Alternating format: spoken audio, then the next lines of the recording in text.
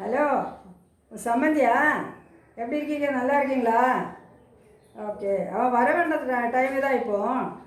மருமக பசங்களே கூட்டிகிட்டு வர போயிருக்காங்க ஸ்கூலில். ஓ அப்படியா?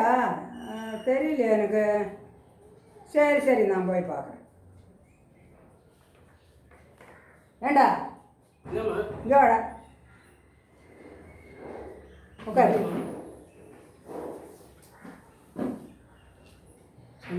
நீ ஊட்டிக்கு போகிறேன்னு சொல்லிட்டு மாமியார் வீட்டுக்கு போட்டு வந்தியா? ஊட்டிலேருந்து வர வழிதான் மேட்டுப்பாளையம். அது தெரியும் எனக்கு. அப்படியே ஒரு விட்டு போயிட்டு வரலான்னு சொன்னால் அதான் போயிட்டு வந்தேன். அதை எங்கிட்ட சொல்லக்கூடாதா?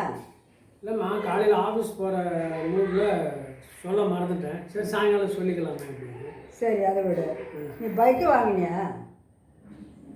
நான் வாங்கலம்மா, நான் வாங்க சொல்கிறேன். அவள் தான் சொன்னேன், எங்கள் அம்மாட்ட கேளுங்க வாங்கி கொடுப்பாங்க அப்படின்னா.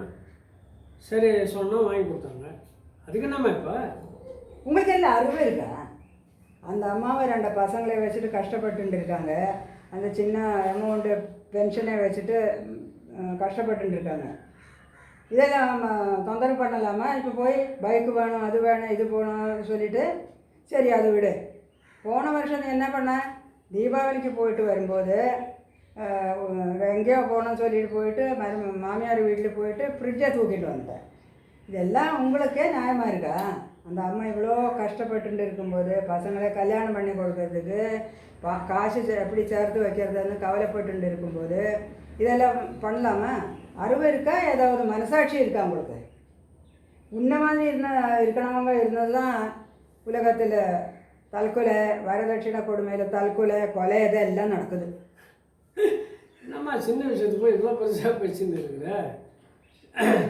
நானே கேட்கலாம்மா, அவங்களா கேட்க சொன்னேன் என் முன்னாடி, அதனால் கேட்டேன். வாங்கி கொடுத்தாங்க, எடுத்துன்னு வந்தேன், அவ்வளோதான். இதுக்கு போய் டென்ஷன் ஆகிட்டு இருக்க. சரி சரி, ஒரே தலைவலிக்குது, ஆஃபீஸில் வேலை நாசி, ஒரு காப்பி போட. பொண்டாட்டி வந்து பண்ணி கொடுப்போம்.